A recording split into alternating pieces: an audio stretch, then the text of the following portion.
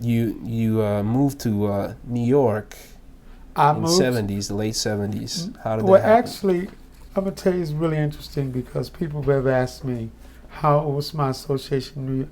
The very first time I visited New York, I had met Barry Harris prior to coming to New York, and I met him in Detroit. He was playing with Harold Land and Blue Mitchell. And in fact, I went to Barry Harris's house when I was about 14. So people told me to go visit him. So I took the bus. I remember it was 20 below zero. I took the bus all the way on the east side. Barry answered the door. I said, "I'm Johnny O'Neill." He said, "Come on in, young man." And he had me sit down and play the piano. He tells people that I could play when I was 14. He said, "Johnny was playing great." But I don't really think of myself as a jazz player. I'm just thinking the stuff that I grew up with. So I told Barry, I said, "Well, I heard him in Detroit at a club with Harold Land and Blue Mitchell." I said, "I'm coming to New York in a couple of months." He said, "When you come to New York, I have a surprise for you." Mind you now, my very first visit. So I called him. I said, "Barry, I'm coming to New York." He said, "Well, meet me on Central Park West." Of course, I got lost. I drove my car. It took me forever to try to find him, but he was there waiting for me.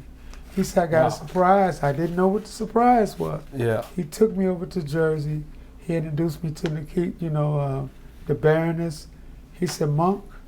He went and got Monk out of his bed. He said, "I want you to hear this young man play." Wow. I mean, that's just a dream come true, man. Yes, but you look back at the times like you don't realize how significant and stuff that is until you get older.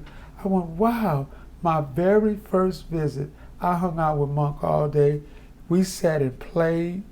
And I noticed he had the most unusual way he played flat finger, That's how he got the sound. It looked like his fingers would be tripping over each other. Interesting. And he told me, he said, "Man, you got a magic touch, man. I really like the way you play," and blah, blah, blah. Barry said, "I told you would dig this young kid." It was great. He was, so a lot of people always thought he was eccentric. No, he was a well-mannered, well-spoken guy, more like a fatherly type of a guy. And by the way, we share the same birthday as well, October 10th.